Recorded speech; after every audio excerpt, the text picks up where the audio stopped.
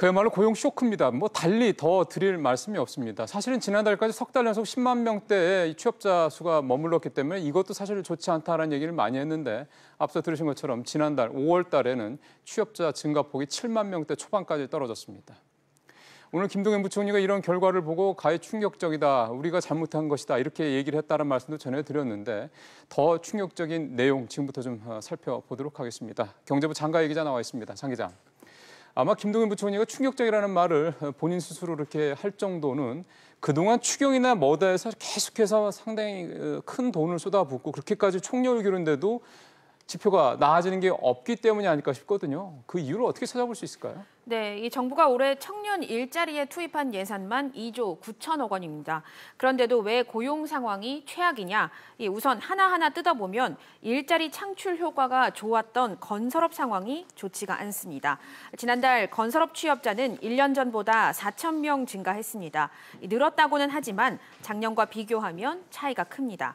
지난해에는 건설업 취업자 월 평균 11만 9천 명씩 늘어났기 때문입니다. 문제는 현재는 물론 이 앞으로도 건설업, 부동산업에서 고용이 늘기는 쉽지 않아 보인다는 겁니다.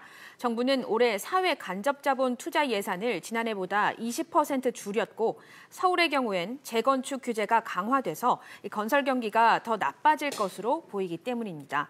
제조업 취업자도 조선업 구조조정과 자동차 판매 부진으로 취업자 7만 9천 명이나 줄었습니다. 한편 지난달 숙박, 음식업 취업자는 중국 사드 영향으로 중국인 관광객이 많이 줄어서 이후 좀처럼 회복하지 못하는 데다가 최저임금이 인상되면서 취업자 수 1년 전보다 4만 3천 명 감소했습니다.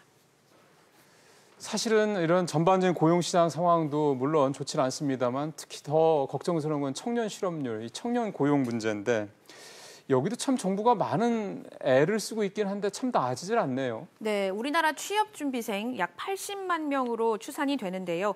이 중 14만 6천 명에 달하는 공무원 시험준비생이 지난달 시험에 응시했고 이게 5월 실업자 통계에 반영되면서 실업률이 높아졌다는 게 통계청의 설명입니다.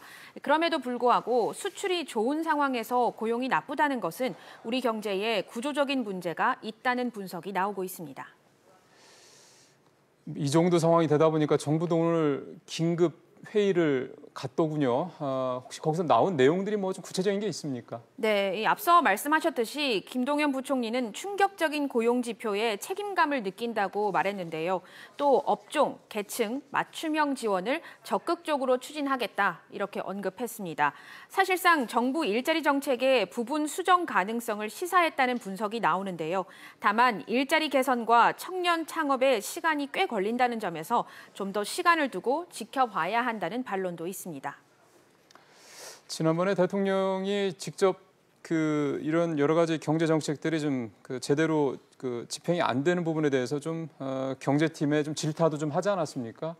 그럼 또 조금 더 이제 뭐 이른바 맞춤식 조금 더 구체적인 대안을 찾는다고 했으니까 조금 더 좀 기다려 보기로 하죠. 잘 들었습니다.